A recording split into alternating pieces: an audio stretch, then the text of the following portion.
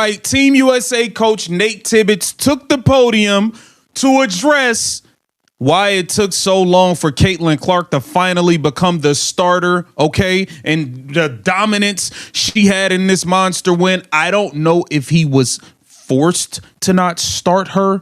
I don't know what was going on, but it's very clear that Caitlin Clark should be the starter from here on out.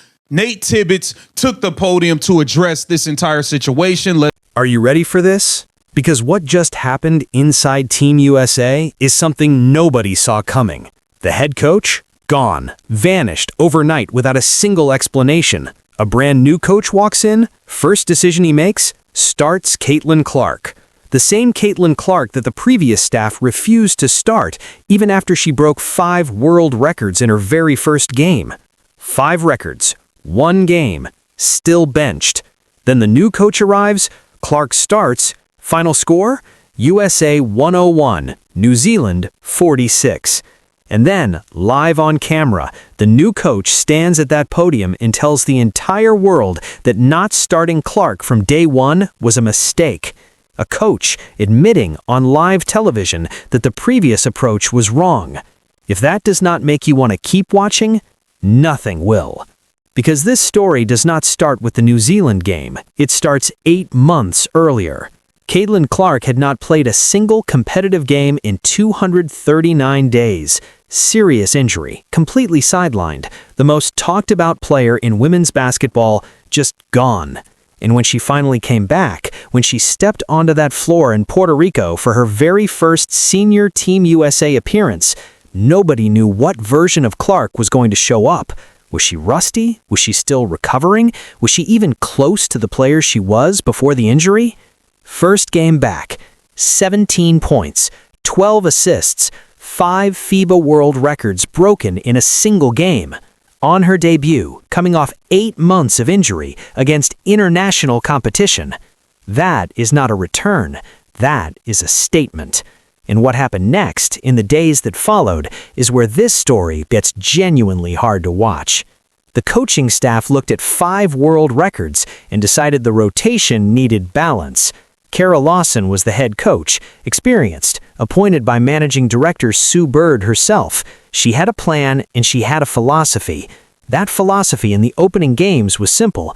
Evaluate every single player on this roster for the World Cup. Give everyone real minutes. Give everyone a real chance to prove themselves. Reasonable? On paper, yes. In reality, watch what happened.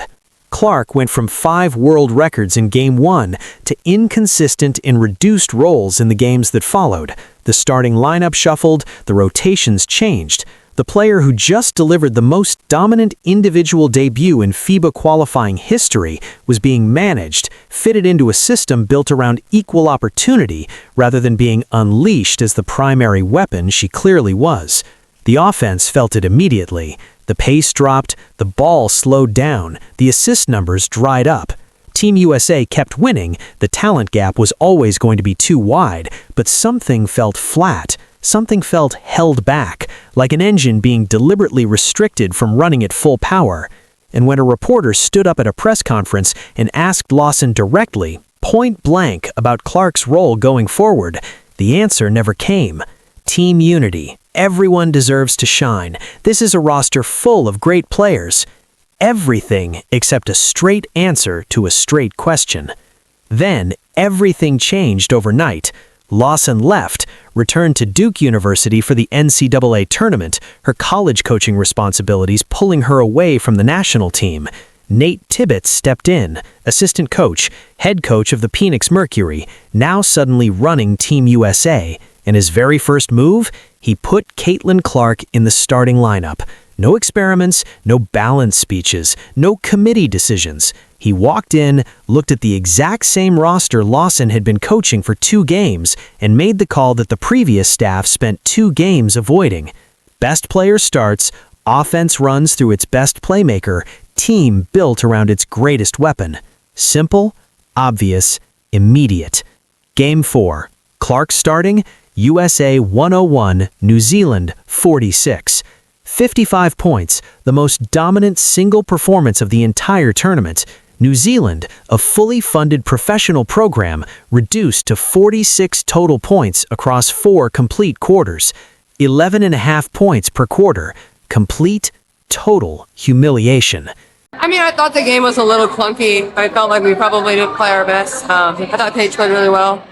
And then, Tibbetts walked to that podium. He did not deflect. He did not talk about team unity. He stood in front of those cameras and acknowledged directly and without any cushioning that the previous approach had Clark in the wrong position, that starting her was the obvious correct decision, that the results spoke for themselves. One coach spent 2 games dodging a direct question about Clark's role. The other coach answered it before the opening tip with a lineup card and confirmed it on live television after a 55-point destruction.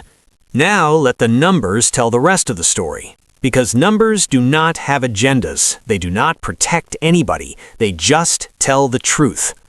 Clark finished this entire tournament as MVP, 11.6 points per game, 6.4 assists per game, and across the entire field, every player from every country competing in Puerto Rico, she led the whole tournament in plus-minus.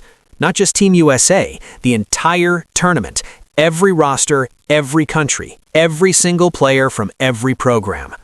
When Clark was on the floor, Team USA outscored opponents by a wider margin than any other individual player achieved for their team across the whole competition. She did this coming off 8 months of injury. She did this while managing a flu during certain stretches. She did this while navigating inconsistent roles and undefined responsibilities in the early games, and she still finished as the most impactful player in the entire field. Not one complaint publicly, not one pointed comment, not one hint of frustration on social media. She answered questions about her health, she talked about her pride in wearing the jersey, she stayed completely professional through every rotation decision and every press conference non-answer. And then she went out and won the MVP. But here is the part that should genuinely concern every single team in the WNBA right now. This tournament was not the real story. This was the preview, the first warning, the opening chapter of something that is about to unfold in a way the entire league is completely unprepared for. The 2026 WNBA season is coming. Clark is returning to Indiana healthy, far healthier than she was throughout all of last season when she managed that injury for months before it finally ended her year. She has 5 tournament games in her legs. She has developing chemistry with Paige Bueckers that visibly improved with every single game they shared the floor.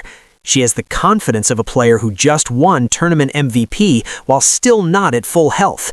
And she has added something that makes every existing defensive scheme completely obsolete: a mid-range game.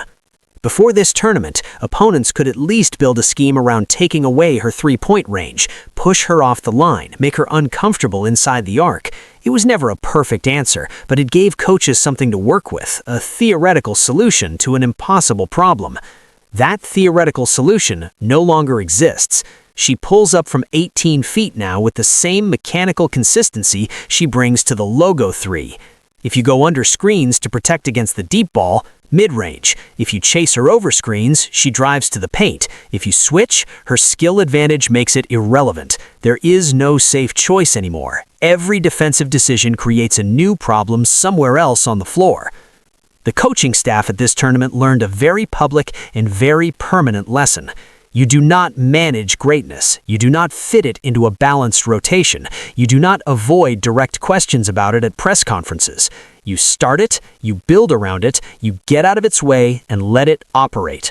The scoreboard proved it. The plus-minus proved it. The MVP trophy proved it. Caitlin Clark is the most impactful player in women's basketball. She proved it in Puerto Rico under the hardest possible conditions, and she did it without saying a single negative word about anyone involved. The World Cup is in Berlin, the WNBA season is weeks away, and the version of Clark that is coming, fully healthy, fully sharp, with a new weapon nobody has a real answer for, is something this sport has never seen before. What happened in Puerto Rico was Clark operating below her ceiling. The ceiling has not been reached yet, and when it is, nobody in this league will be ready for it.